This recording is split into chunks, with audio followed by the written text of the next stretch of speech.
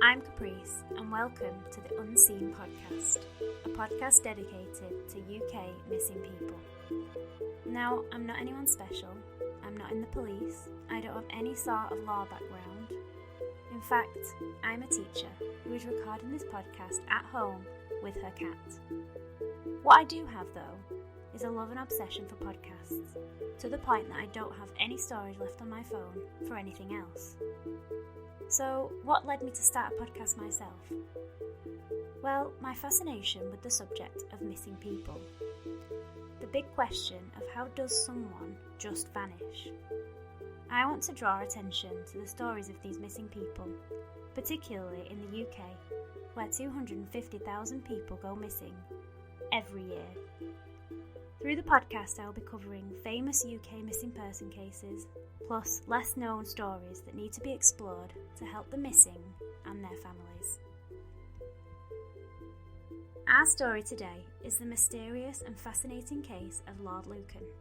Now, like lots of other people, I'd heard of Lord Lucan, but until I started digging down into the case, I was not quite aware of how many strange twists and turns that were involved in it.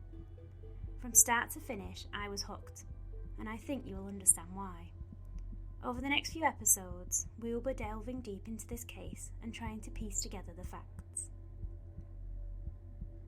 Lord Lucan was born Richard John Bingham, 7th Earl of Lucan, on the 18th of December 1934. By all accounts, Lord Lucan had all the luxuries of a fine English gentleman.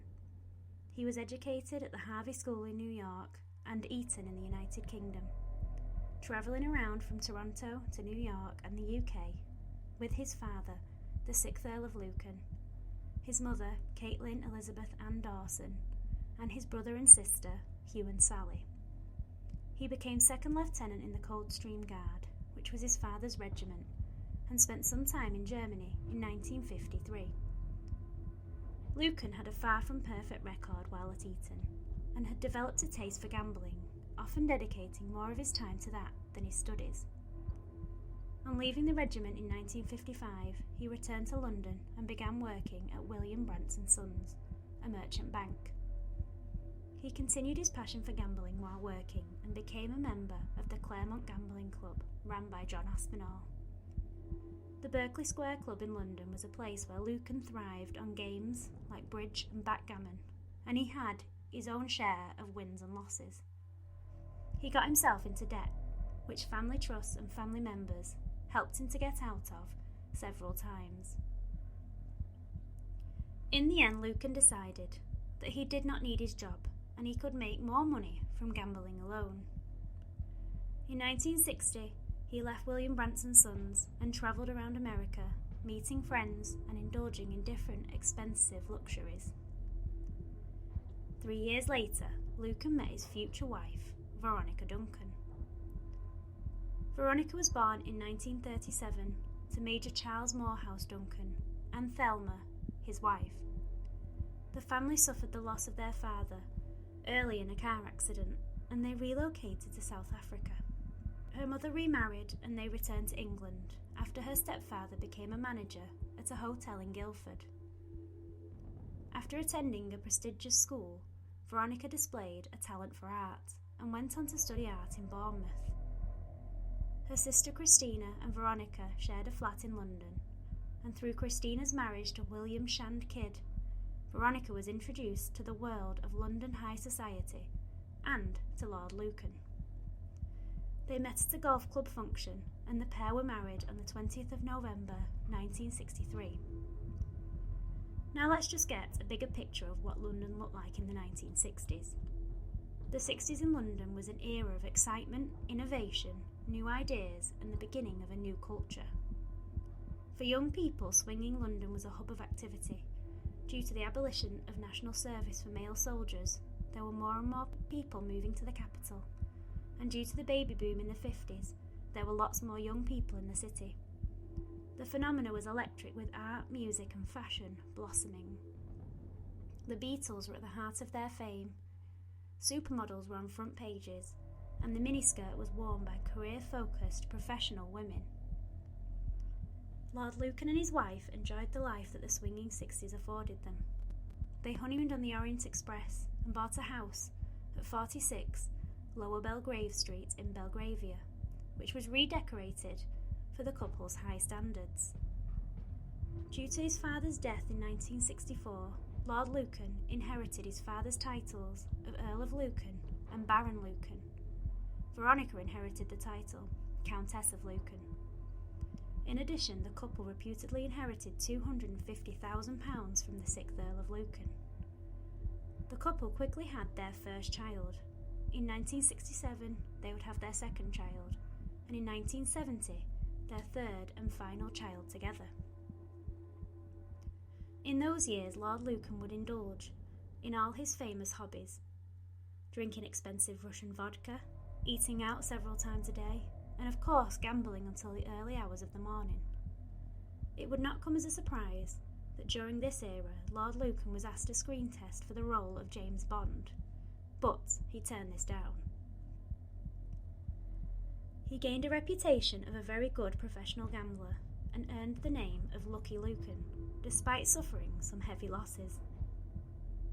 During this time, Lady Lucan found it very difficult, as she was suffering from postnatal depression following the birth of her second and third child.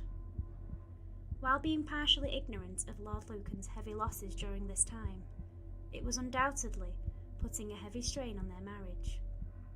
Lord Lucan was somewhat concerned about his wife's mental health and took her to a psychiatric hospital in Hampstead for treatment. This, however, did not save the couple's marriage, and in 1972, Lucan moved out of their house and into a new house in Eaton Row, and then a few months later into a house in Elizabeth Street. After moving out of the house, the couple's relationship understandably began to get a little more hostile. Lord Lucan began to spy on his wife and on the house where they were living, and made attempts to discredit her mental state in order to gain custody of the children. A series of rumours were circulated by Lucan that his wife had gone mad, and that none of the nannies employed would continue to work for her. Bitter hostility between the two ensued, and a court eventually granted custody to Veronica after Lucan took the children from a nanny without her knowledge. Lucan began to squeeze Veronica financially and delayed payments for household things like shopping and the milkman. The court case had drained Lucan's finances, and he was not in a good position. He allegedly told friends that his problems might go away if he could only get rid of his wife, and he had apparently tried to borrow money so he could buy his children back off Veronica, but these allegations have never been fully verified. Lucan's bank accounts were all overdrawn, and he had amassed debts of a suspected £50,000 from gambling. It was in this hostile environment that Sandra Rivett was employed as the children's new nanny by Lady Lucan in 1974. The days leading up to the murder have been scrutinised in detail as part of the Lucan missing person case, so I'll break them down into days and hours. Friends and family reported that Lucan had stopped obsessing about Veronica in 1974 and had become his usual self. His movements on the days before the murders are, in hindsight, extremely important. November the 6th, 1974. Lucan met with his uncle, John Bevan. He also met with Charlotte Adrena Collican and racing driver Graham Hill. Nobody reported that Lucan appeared out of sorts, but more just like his usual self. November the 7th, 1974. Lucan normally gambled until the early morning and did not get up until lunchtime. But on this day, Lucan did not follow his normal routine. He rang his solicitor at 10:30 a.m. and spoke to Charlotte Collican to arrange dinner at 3 p.m. at the Claremont Club. He also had dinner arrangements at the Claremont Club at 1 p.m. with the artists Dominic Ells and banker Daniel Minershagen. The problem was that Lucan failed to appear at either of those dinner arrangements that day. Charlotte Collican drove past the Claremont and all of his favourite places, like the Ladbroke Club, and she could not see Lucan's car anywhere nearby. Lucan, however, had appeared by 4 p.m. and entered a chemist on Lower Belgrave Street near his wife's home and asked the pharmacist to identify a pill capsule that he had with him. The pill was Limbatrol 5, which was a drug used to treat depression and anxiety. He had come into the chemist to inquire about other pills before, since he had split up with his wife, but he had never divulged where the pills had come from. After this, at 4:45 p.m, he called his friend Michael Hicks Beach, who came to meet him between 6:30 p.m. and 6:45 p.m. at his flat on Elizabeth Street. Lucan apparently needed some help to write an article about gambling for an Oxford University magazine. Lucan drove Michael Hicks Beach home at around 8 p.m, but not in his normal vehicle, a Mercedes-Benz, but he took him home in an old, dark, scruffy Ford, as testified by Michael Hicks Beach. The Ford could possibly have been a Ford Corsair, which he had borrowed from his friend Michael Stoop a few weeks earlier. Lucan then dropped off at the Claremont to check on a dinner reservation with Greville Howard at 11 p.m. Lucan himself had made the suggestion to make those plans, rather than go to the theatre.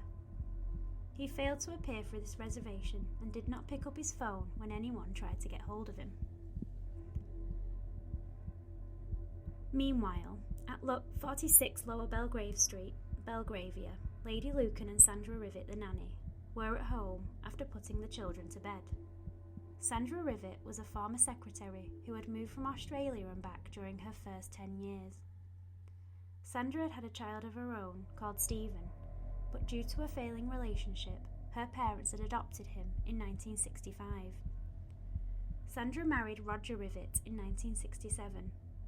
Roger took a job as an Esso truck driver in 1973, and when he returned in 1974, their marriage collapsed due to his suspicions of what Sandra was doing while he was away.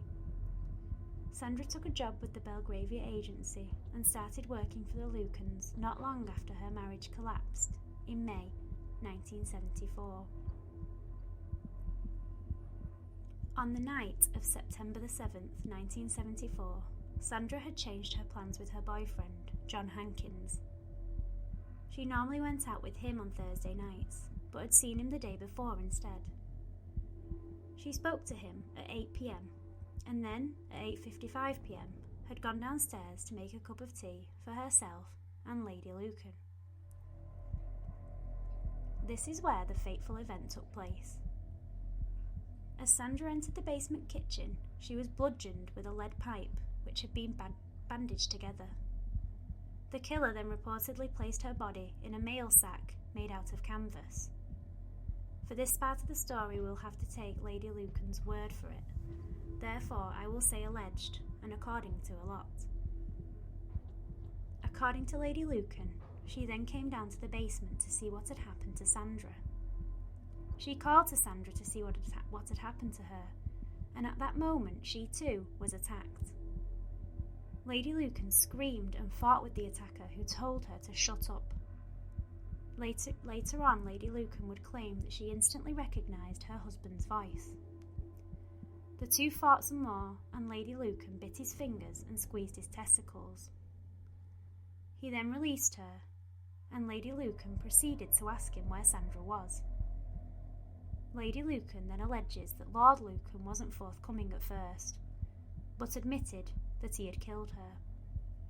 Lady Lucan herself, in a later interview, then alleges that she said, "Please don't kill me, John. Where is Sandra?" He then allegedly replied, "She's dead. Don't look." Lady Lucan then said she would help him get rid of the body if he would stay in the house just a few days while her wounds healed. Lucan then went upstairs, sent his older daughter to bed, and then proceeded to the bedroom.